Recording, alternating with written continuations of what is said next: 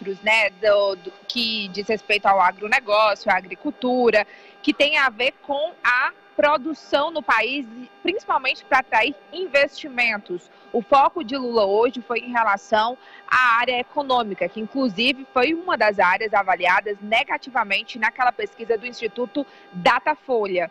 Mas o ministro da Casa Civil, Rui Costa, quando ele falou aqui sobre esse balanço de ações que devem ser apresentadas na próxima segunda-feira, quando o governo vai celebrar os 100 dias de governo, apresentando o que já foi feito e também novos programas sociais, que está previsto aí, é um programa de PPPs, parceria público-privada, também investimento de 100 bilhões de reais para a área do saneamento e também relançamento do programa Água para Todos.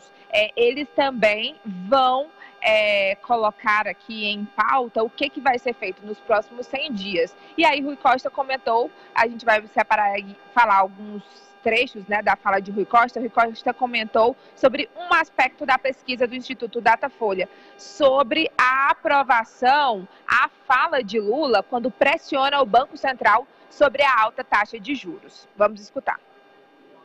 Raniele, antes da fala, vamos mostrar a pesquisa, tá? Temos aqui, Nájila, vamos mostrar aí essa pesquisa Datafolha. A gente destaca dois aspectos da pesquisa Datafolha feita em todo o Brasil. Olha aí, ó, a primeira delas, o presidente Lula age bem ao pressionar o Banco Central pela redução da taxa de juros. Para 80% dos brasileiros, sim, o presidente age bem ao pressionar o Banco Central. Para 16% ele age mal e para 4% não souberam opinar sobre o tema. E outra pergunta feita pelo Datafolha foi sobre a própria taxa de juros. Essa taxa de juros atual, 13,25%, que é a maior do mundo, é a taxa de juros. Você concorda com essa taxa cobrada pelo Banco Central? 71% dos entrevistados afirmaram que a taxa é maior, é mais alta do que deveria ser. Para 17% dos entrevistados, a taxa está num patamar adequado. 5% acreditam que a taxa de juros está até mais baixa, que poderia ou deveria ser mais alta. E 6% não souberam responder. Foram esses os números apurados pelo Instituto Datafolha entre os dias 29 e 30 de março. Foi sobre esses números que o ministro comentou, Raniele. Exatamente. Sobre esses dois aspectos, coincidentemente ou não, ele comentou sobre esses trechos. Primeiro, sobre quando eu perguntei, questionei ao ministro sobre a avaliação que o governo faria em linhas gerais sobre essa pesquisa, ele preferiu focar nessa taxa aí de aprovação de 80% em relação à pressão que Lula faz ao Banco Central. Vamos escutar. Os números apareciam lá no início do ano como pessoas que rejeitavam, porque não tinham votado nele, tinham votado no outro candidato. E houve uma migração grande dessa rejeição para a avaliação de regular do presidente. Então, a leitura é exatamente o contrário, que está havendo, mesmo que lentamente, um processo de conseguir que uma parte das pessoas que não votaram no presidente, que tinham um olhar negativo sobre... Lembrando que a avaliação positiva geral dessa pesquisa foi de 38% do governo Lula nesses primeiros dias de governo, nesses primeiros meses. É um número inferior aos outros mandatos de Lula e parecido com o do ex-presidente Jair Bolsonaro no início do governo. E aí agora ele falou sobre essa questão da alta taxa de juros que atrapalha na atração de investimentos para o país. Vamos escutar.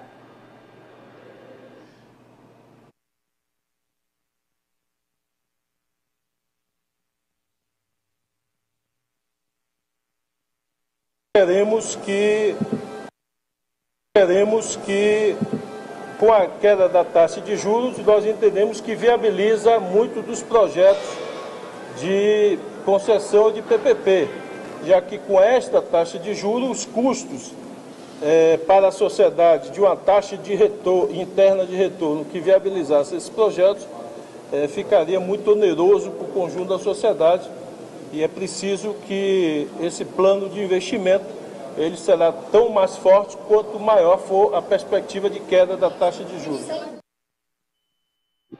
Olha, Amadeu, no início da reunião, na abertura da reunião com os ministros, Lula falou sobre a economia. Disse que não ia citar o que ele já tinha citado no primeiro mandato como presidente da República, no milagre do crescimento econômico, mas discorda das projeções que os especialistas na área de economia fazem em relação ao PIB do Brasil. Vamos escutar.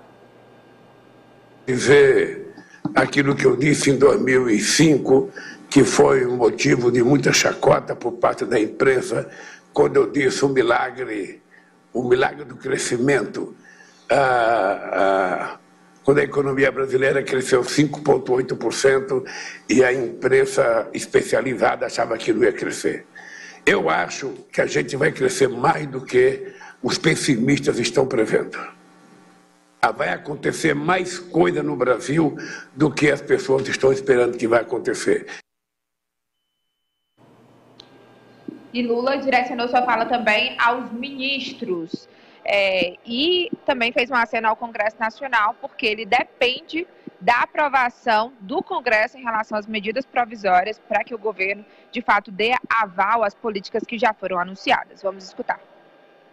O ministro Fávaro, que voltou da China agora com um grupo de empresários, você vai perceber que ele é 150% de otimista. Sabe? Se você olhar para a cara do Haddad, depois do marco regulatório que ele fez, sabe, e conversou, a cara dele de felicidade. Significa que ele está acontecendo, que vai passar. Nós estamos acreditando que vai passar a nossa tão sonhada nova política tributária nesse país. Nós estamos achando que vai acontecer tudo aquilo que a gente anunciou de investimento em bolsas de estudo, sabe, no nosso Ministério da Ciência e Tecnologia, no Ministério da Educação. Olha, Amadeu, também nesse pacote de 100 dias, só para finalizar, o presidente vai anunciar um ponto parecido aí com o governo do Piauí, que é a tentativa de implantar as escolas integrais em todo o país e também a alfabetização na idade certa. Lula viaja para a China um dia após, portanto, na próxima terça-feira, após o anúncio dessas medidas.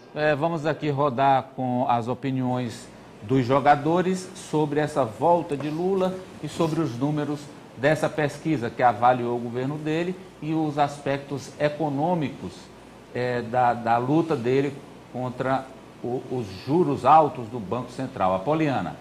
Amadeu, eu acho que assim, o presidente Lula tem que demonstrar esse otimismo.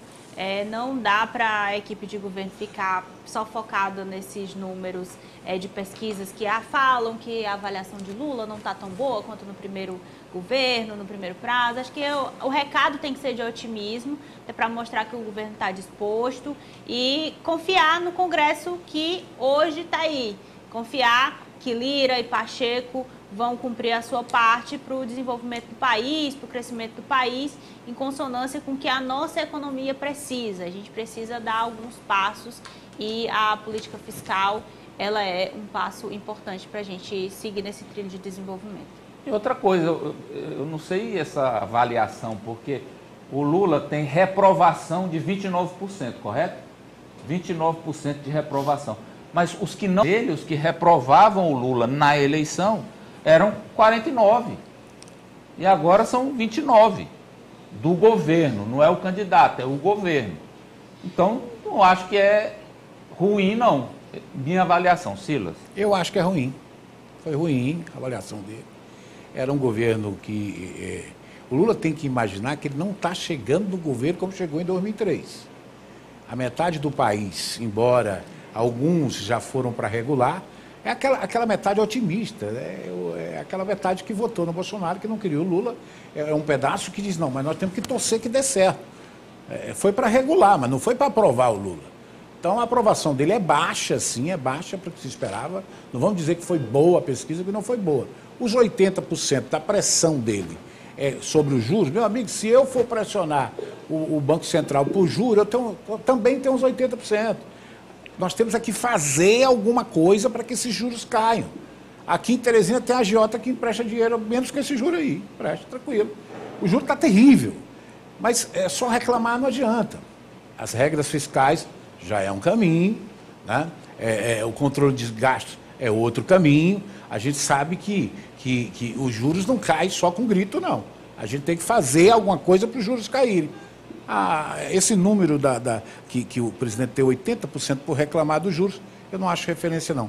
E não gostei da aprovação dele. Poderia ter sido maior, acredito que o governo poderia ter deslanchado melhor. A opinião do Silas. Na minha opinião, o Lula pode dar 1 quilo de picanha para todas as residências todo dia. Esses 29 aqui, não baixa de 25, 20. Nunca. Nada que ele faça, ele vai ter 25, 30 de reprovação. Independente do que ocorra no governo. Mas é a minha opinião também. Eu disse que ele precisa entender que não é 2003. Não, ali o mundo é outro. Que ele saiu a realidade ele saiu de uma eleição completamente diferente. O mundo era diferente. O mundo era diferente. Ari.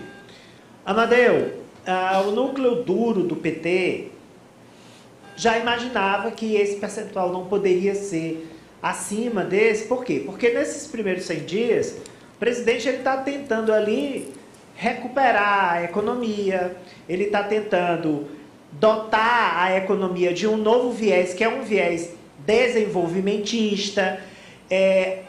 Ele voltou a investir na área social mais maciçamente, porque o governo Bolsonaro tinha um foco completamente econômico, a não ser, claro, né, na reta final da eleição, onde ele turbinou o Auxílio Brasil com aqueles R$600. Então, nesses primeiros 100 dias, de fato, está razoável essa aprovação. Agora, eu concordo com o Silas que ela não pode ficar nesses patamares daqui a mais 100 dias, a mais 100 dias, a mais 100 dias, porque aí ele já terá tido tempo de colher os louros do novo arcabouço fiscal, porque não é imediato, demora. Ele já vai ter tido tempo de colher os louros das mudanças provocadas pelo investimento mais no social e pelos investimentos que ele pretende fazer nesse viés que ele chamou, não é nem milagre econômico, ele chamou espetáculo econômico. Espetáculo do crescimento. Espetáculo do crescimento. Esse era o termo que ele usava em 2003. Isso, vocês vão ver o espetáculo do crescimento que de verdade só aconteceu em 2009. Exato. De então, verdade só para aconteceu 100 em 2009. dias está dentro do previsto. Agora, vou insistir nisso. Pode acontecer, não estou falando nem de aprovação, nem do regular. Eu digo dessa reprovação. Essa reprovação, aqueles que não vão aceitar de jeito nenhum o Lula, do jeito que seja o governo, ela não vai cair de 25, vai girar nos 25. Mas esses 29 pode se tornar 40, Madeira. Não, pode subir, não vai abaixar. Então, não, o que eu quero, minha defesa é que não faz é baixar. Ah, sim. Entendeu? A defesa que eu estou fazendo aqui é que não vai baixar de 25. Aconteça o que acontecer. A tendência aqui é estabilizar ou subir. Fala, França. Diante do cenário de polarização na política nacional, acredito que esse número é um número esperado. Concordo com a Amadeu, não vai baixar esses 29%. Geralmente é o eleitorado do Bolsonaro, os bolsonaristas mais radicais, e eles não vão mudar a percepção quanto à gestão Lula. O Lula pode fazer chover ouro no Brasil, que a percepção deles em relação à gestão não vai mudar. Então agora a atenção, é claro, para essa melhora econômica, que passa também por essa redução na taxa de juros. O Lula, ele está otimista, vai ali contra ao que o Focus sinalizou, que é um crescimento abaixo de 1%, mas, por sua vez, o XP havia já apontado para um crescimento do PIB na ordem de 3%, uma projeção um pouco mais otimista. Então, claro que ele tem que trabalhar agora com esse foco na economia e atacar essa redução da taxa de juros, porque nessa taxa de 13,75 fica inviável um crescimento maior do que o que está prospectado pelo Boletim Focus. Ok. Raniele, mais alguma coisa sobre a reunião do Lula com os ministros? Não, Amadeu, é isso. Então vamos tocar para a questão do Gleice Hoffmann, Ciro Nogueira. Vamos lá, duelo. Ainda é repercussão dessa pesquisa, né? ex-ministro do governo Bolsonaro, o senador Ciro Nogueira, ele vai constantemente às redes sociais fazer críticas ao governo Lula, tentando ali se manter na oposição e não sinalizar que pode pular ali de barco, e diz que o governo derrete sobre críticas, sobretudo por causa dessa pesquisa amostragem. Também insiste que vai cumprir o papel no Congresso de fazer mudanças nesse arcabouço fiscal que vai ser ainda enviado ao Congresso Nacional, que tudo indica nesta semana, e também diz que o governo não se atualizou.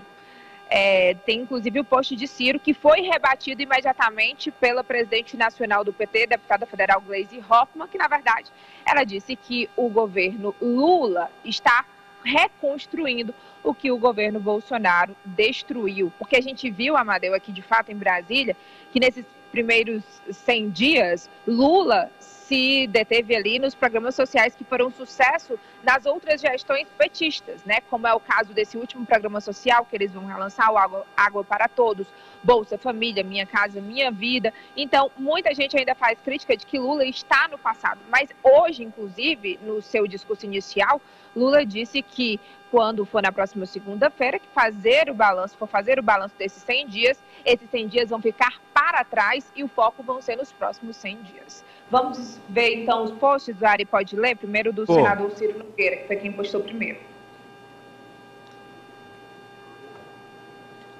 O que a pesquisa Datafolha comprova, acima de qualquer dúvida razoável, é que o governo Lula é um tigre de papel.